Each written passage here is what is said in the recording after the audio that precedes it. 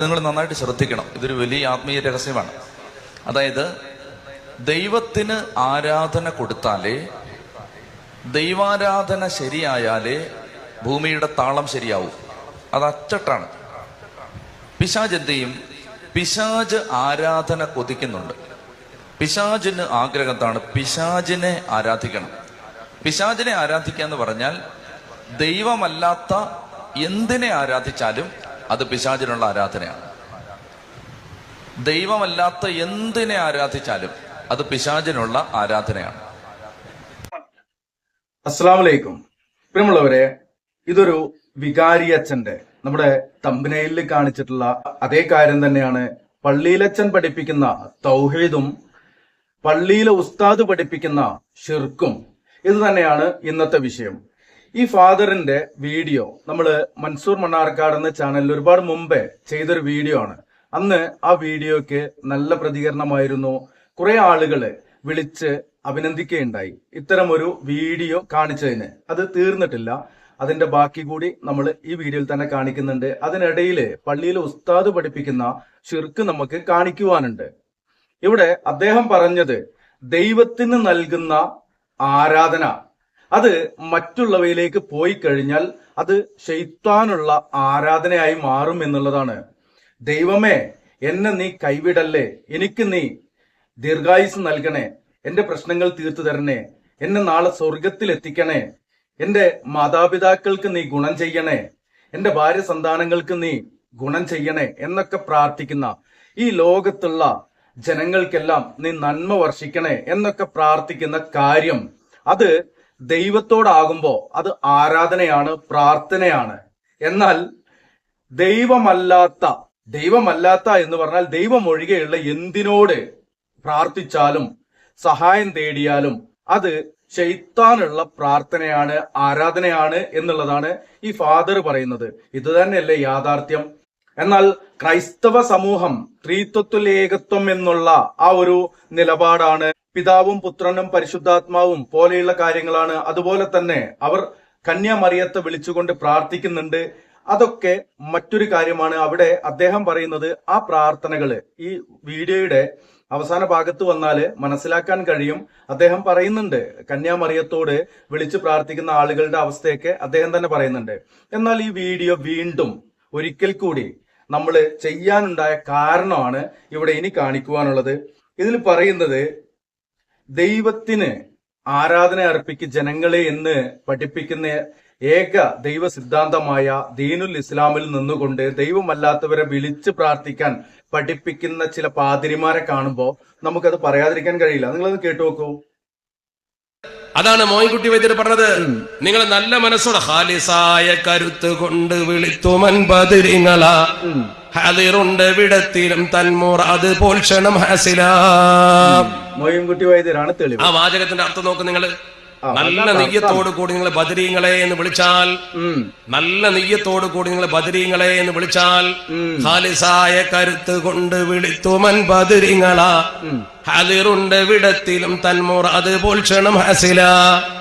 ഉള്ളുറപ്പിൽ ഒരുത്തൻ കോനിൽ ബിഹക്കിഹിം ദുആ തേടുകിൽ വിരുത്തമേത് ഫുശുത്തിലാകിലും കിട്ടും ഉത്തരം അജിലായി. നിങ്ങൾ എവിടെ ഇരുന്നിട്ട് ബദരീങ്ങൾ എന്ന് വിളിച്ചാൽ നിങ്ങൾക്ക് ഉള്ളുറപ്പുണ്ടെങ്കിൽ കിട്ടുന്ന അതിന്റെ അർത്ഥം.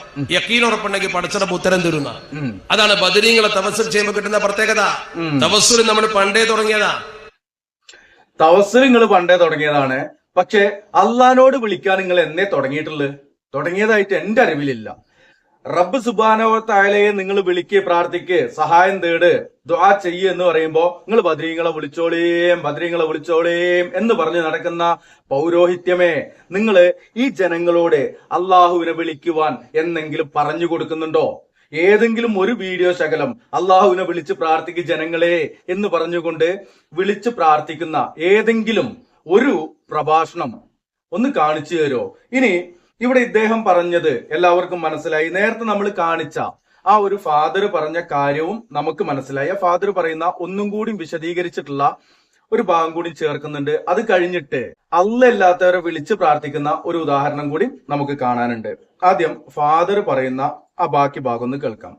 ഇപ്പൊ നിങ്ങൾ വിചാരിക്കുകയാണ് ഈ ധ്യാനകേന്ദ്രം ആണ് ഞങ്ങളെ രക്ഷപ്പെടുത്തിയത് എന്ന് വിചാരിച്ചോ? അങ്ങനെ ഒരാൾ വിചാരിക്കാന്ന് വെച്ചോ? ഇവിടെ വിചാരിക്കുന്നുണ്ട്. അപ്പൊ അതുകൊണ്ട് ഈ ധ്യാന കേന്ദ്രമാണ് എന്നെ രക്ഷപ്പെടുത്തിയത്, അതുകൊണ്ട് ഈ ധ്യാന കേന്ദ്രത്തിന് വേണ്ടി മനസ്സിലായി വിചാരിച്ചോ? അപ്പൊ എന്ത് ചെയ്തു? ദൈവത്തിന് കൊടുക്കേണ്ട ആരാധന ഈ ധ്യാന കേന്ദ്രത്തിന് കൊടുത്തു, ആരാധനയായിട്ട് മാറി. ഒരു വ്യക്തി വിചാരിക്കാണ് മാതാവാണ് എന്നെ ജീവിക്കാൻ സഹായിക്കുന്നത്, നല്ല ആളല്ലേ, അപ്പൊ മാതാവാണ് എന്നെ ജീവിക്കാൻ സഹായിക്കുന്നത്. അപ്പൊ എന്ത് ചെയ്യുന്നു? ദൈവമേ എന്നൊരു വാക്കുപോലും വരില്ല, എപ്പോഴും മാതാവേന്നേ വരും. തെറ്റിദ്ധരിക്കരുത്.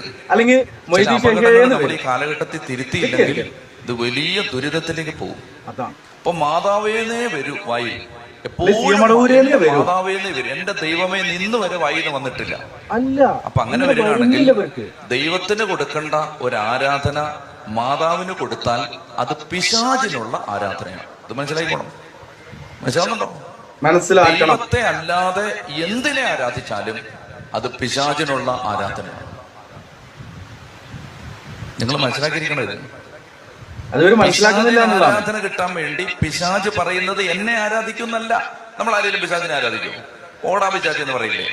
പക്ഷെ ദൈവമല്ലാത്ത എന്തിനെങ്കിലും ആരാധിക്കാൻ, ദൈവമല്ലാത്ത എന്തിനെങ്കിലും ആരാധിക്കാൻ നിങ്ങൾ തുനിഞ്ഞാൽ, നിങ്ങൾ ആരാധിച്ചാൽ അത് പിശാചിനുള്ള ആരാധനയാണ് എന്നുള്ളതാണ് ആ ഫാദർ പറയുന്നത്. ഇനി ഇവര് തന്നെ വിളിച്ചു തേടുന്ന ചില ഭാഗങ്ങളുണ്ട്. അത് പാട്ടുരൂപത്തിലൊക്കെയാണ് ഇവർ വിളിച്ചു തേടാറുള്ളത്. റസൂലുള്ളാഹിനോടുള്ള പ്രാർത്ഥന ആദ്യം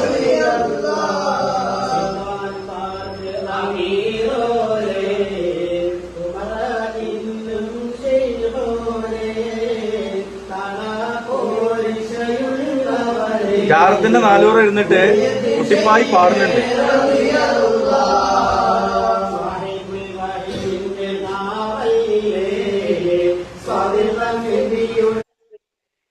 അടുത്തൊന്നും കൂടി ഉണ്ട് കേട്ടോ. ഒന്നൊന്നല്ല കുറേ ഉണ്ട്. ഒന്നൊന്നല്ല കുറേ ഉണ്ട്. അടുത്തൊന്നും കൂടി ഉള്ളത് അതൊന്ന് കേൾക്കാം നമുക്ക്.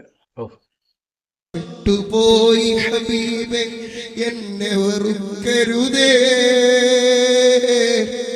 പെട്ടുപോയി ഹബീബേ എന്നെ വെറുക്കരുതേ. എവിടെ വെട്ടിക്കണത്? ഏത് പൊട്ടക്കിണറ്റിലാണ് ഇജ്ജ് പെട്ടിക്കണത്? ഒട്ടും പരിചയമില്ല കോലമിലാക്കരുതേ, പെട്ടുപോയി പാട്ടില്ലേ ഹബീബേ എന്നെ വെറുക്കരുതേ,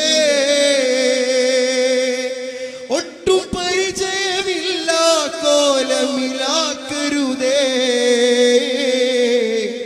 ഞെട്ടിടും മൗത്തിൻ നേരം കൈപിടിയരുതേ, ഞെട്ടിടും മൗത്തിൻ നേരം സംഗതി ഭാവങ്ങളൊക്കെ അല്ലേ? തട്ടിയാൽ പിന്നാരാണെന്നെ ഒഴിക്കരുതേ, എത്ര പാട്ടു പാടിയിട്ടും എത്ര രാവു തേടിയിട്ടും പാട്ട് തേട്ടാണ്. മുത്തുനബി പൂമുഖം ഞാൻ കണ്ടതേയില്ല, എത്ര കാലം ജീവിച്ചിട്ടും എത്ര നാള് പോയെന്നാലും മുത്തുനബി പൂമദീനയിൽ ചെന്നതേയില്ല.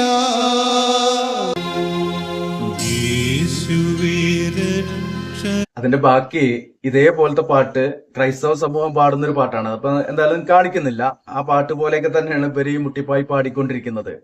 പ്രിയമുള്ളവരെ, ഇത് റസൂലുള്ളാഹി സ്വല്ലല്ലാഹു അലൈഹി വസല്ലമയോട് നേരിട്ട് പ്രാർത്ഥിക്കുന്ന പാട്ട് രൂപത്തിലുള്ള കാര്യമാണ്. ഇനി അതല്ലാതെ നേരിട്ട് പ്രാർത്ഥിക്കുന്നതുകൊണ്ട് അതും വീഡിയോയുടെ അവസാനത്തിൽ ചേർക്കുന്നുണ്ട്. ഇത് ഒരു പള്ളിയിൽ അച്ഛന് മനസ്സിലായത് പോലും ഒരു പള്ളിയിലെ ഉസ്താദിന്, അല്ലെ, പള്ളിയിലെ വാപ്പാക്ക് മനസ്സിലായില്ല എന്നുള്ള ആ ഒരു കാര്യമല്ലേ ഇതുകൊണ്ട് നമുക്ക് മനസ്സിലാക്കാൻ കഴിയുന്നത്? ഏകദൈവ സിദ്ധാന്തം, റബ്ബിനെ മാത്രം വിളിച്ച് പ്രാർത്ഥിക്ക് എന്ന് പറഞ്ഞുകൊണ്ട് 1,00,000 ചില്ലാനം പ്രവാചകർ ഈ ലോകത്ത് വന്നിട്ട് പറഞ്ഞതെന്താണ്? ലാ ഇലാഹ ഇല്ലല്ലാഹ്, ഖൂലു ലാ ഇലാഹ ഇല്ലല്ലാഹ്. ഇവര് പറയുന്നതോ അള്ളാനെ വിളിച്ച് പ്രാർത്ഥിക്കുക എന്നുള്ള കാര്യം ഇവർക്ക് അറിയില്ല. ഇവര് പറഞ്ഞുകൊണ്ടിരിക്കുന്നത് മമ്പർത്ത് തങ്ങളെ വിളിച്ചോ, മുഹീദ്ദീൻ ഷെയ്ഖിനെ വിളിച്ചോ, അതുപോലെ തന്നെ ബദരീങ്ങളെ വിളിച്ചോ എന്നൊക്കെ പറഞ്ഞുകൊണ്ട് നല്ലവരെ വിളിക്കുവാൻ പറയുന്നുണ്ട്. ആളുകൾ നല്ലവരാണ്.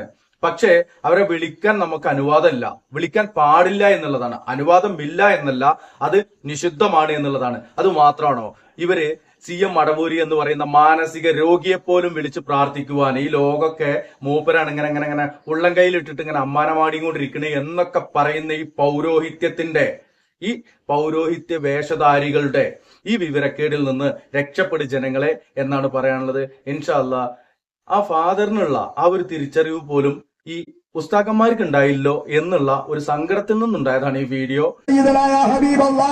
അവിടുത്തേക്ക് ഞങ്ങളെ കറുത്തുയർത്തിയിരിക്കുന്നു നബിയേ, ഞങ്ങളെ സ്വീകരിക്കണേ യാ റസൂലല്ലാഹ്, ഞങ്ങളെ ഏറ്റെടുക്കണേ നബിയേ.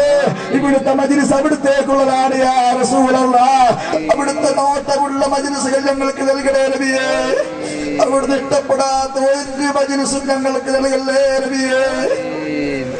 അവിടുന്ന് നേരിട്ട് വന്നു ഞങ്ങളെല്ലാ പ്രശ്നങ്ങളും പരിഹരിക്കുന്ന രൂപത്തിലുള്ള മജ്‌ലിസുകൾ ഞങ്ങൾക്കെമ്പാടും നൽകണേ യാ സയ്യിദനാ യാ റസൂലല്ലാഹ്. സാധുക്കളാണ് തങ്ങള്, ഞങ്ങളെ സദസ് കാണുന്നല്ല തങ്ങള്, ഞങ്ങളെ അവസ്ഥ കാണുന്നല്ല തങ്ങള്, ഇത്ര മണിക്കൂറായി വന്നിരിക്കുന്നു തങ്ങള്. ടിക്കറ്റ് കൊടുത്ത തങ്ങള്, മൃഗത്തിലേക്ക് ടിക്കറ്റ് കൊടുത്ത തങ്ങള്, മൃഗത്തിലേക്ക് ടിക്കറ്റ് കൊടുത്ത തങ്ങള്, തങ്ങള്, അവരുടെ തങ്ങള്, അവിടത്തേക്ക് വേണ്ടിയാണ് ലോകത്തെ അല്ലാഹു പടച്ച തങ്ങള്. സാധുക്കളാണ് തങ്ങള്, നിങ്ങളെ കൈവടിയല്ല തങ്ങള്, ആദികളാണ് തങ്ങള്, ദോഷികളാണ് തങ്ങള്, രക്ഷപ്പെടുത്തുന്നത്. ഓ പുന്നാര നബിയേ, ലോകത്ത് ഒരുമിച്ച് കൂടുമ്പോൾ ഒരു തുള്ളി വെള്ളം പോലും കിട്ടാനില്ലാത്ത സമയം ഹൗദുൽ കൗസർ എന്ന വെള്ളം തങ്ങളുടേതാണല്ലോ. അതിൽ നിന്ന് ഒരു കോപ്പ എനിക്ക് തരണം നബിയേ, അത് അങ്ങയുടേതാണെന്നല്ലോ പ്രഖ്യാപിച്ചിട്ടുണ്ടല്ലോ. ഒരു കോപ്പ എനിക്ക് തരണം, അങ്ങയുടെ ആ ഹൗദുൽ കൗസർ എനിക്ക് തന്നില്ലെങ്കിൽ എനിക്ക് ദാഹം മാറില്ല. ഞാൻ വളരെ